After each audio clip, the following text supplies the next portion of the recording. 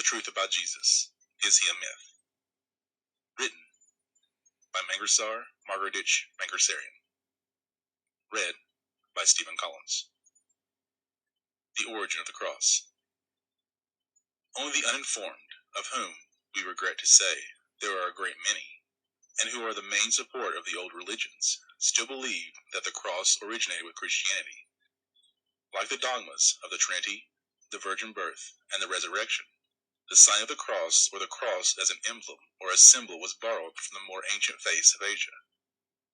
Perhaps one of the most important discoveries which primitive man felt obliged never to be ungrateful enough to forget was the production of fire by the friction of two sticks placed across each other in the form of a cross.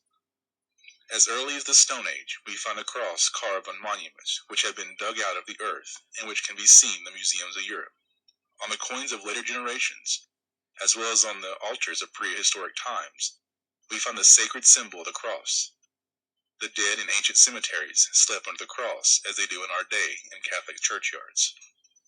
In ancient Egypt, as in modern China, India, Korea, the cross is venerated by the masses as a charm of great power. In the Musée Guimet in Paris, we have seen specimens of the pre-Christian crosses. In the Louvre Museum, one of the heathen gods carries a cross on his head. During his second journey to New Zealand, Cook was surprised to find the natives marking the graves of their dead with the cross. We saw, in the Museum of Saint Germain, an ancient divinity of Gaul, before the conquest of the country by Julius Caesar, wearing a garment on which was woven a cross. In the same museum, an ancient altar of Gaul, under paganism, had a cross carved upon it. That the cross was not adopted by the followers of Jesus until a later date may be inferred from the silence of the earlier Gospels, Matthew, Mark, and Luke, on the details of the crucifixion, which is more fully developed in the later Gospel of John. The first three evangelists say nothing about the nails of the blood, and give the impression that he was hanged, writing of the two thieves who were sentenced to receive the same punishment. Luke says, "Of the malefactors that was hanged with him." The idea of a bleeding Christ, such as we see on crosses in the Catholic churches, is not present in these earlier descriptions of the crucifixion. The Christians of the time of origin were called the followers of the God who was hanged. In the fourth Gospel, we see the beginnings of the legend of the cross, of Jesus carrying or falling under the weight of the cross, of the nail prints in his hands and feet, of the Spirit drawing the blood from his side and smearing his body. Of all this, the first three evangelists are quite ignorant. Let it be further noted that it was not until 800 years after the supposed crucifixion that Jesus is seen in the form of a human being on the cross. Not in any of the paintings on the ancient catacombs is found a crucified Christ. The earliest cross bearing a human being is of the 8th century. For a long time, a lamb with a cross, or on a cross, was a Christian symbol, and is a lamb which we see entombed in the Holy Sepulchre. In more than one mosaic of early Christian times, it is not Jesus, but a lamb, which is bleeding from the salvation of the world.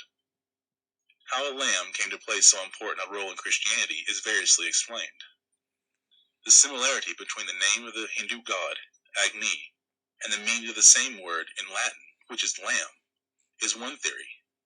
Another is that a ram, one of the signs of the zodiac, often confounded by the ancients with a lamb, is the origin of the popular reverence for the lamb as a symbol, a reverence which all religions based on sun worship shared. The lamb in Christianity takes away the sins of the people, just as the Paschal lamb did in the Old Testament, and earlier still, just as it did in Babylonia.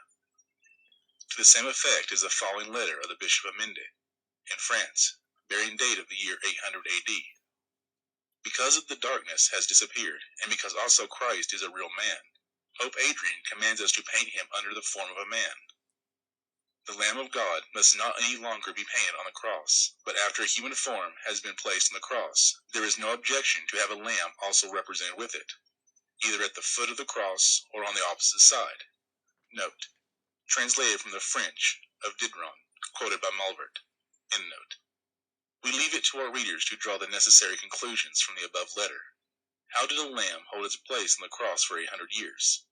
If Jesus was really crucified, and the fact was a matter of history, why did it take 800 years for a Christian bishop to write, "Now that Christ is a real man," etc.? Today, it would be considered a blasphemy to place a lamb on a cross. On the tombstones of Christians of the 4th century are pictures representing not Jesus, but a lamb, working the miracles mentioned in the Gospels, such as multiplying the loaves and fishes, and raising Lazarus from the dead. The first representations of a human form on the cross differ considerably from those which prevail at the present time. While the figure of the modern cross is almost naked, those in the earlier ones are clothed and completely covered, wearing a flowing tunic. Jesus is standing straight against the cross with his arms outstretched, as though in the act of delivering an address. Frequently, at his feet, on the cross, there is still painted the figure of a lamb, which, by and by, he is going to replace altogether. Gradually, the robe disappears from the crucified one, until we see him crucified, as in the adjoining picture, with hardly any clothes on, and wearing an expression of great agony. This ends the origin of the cross.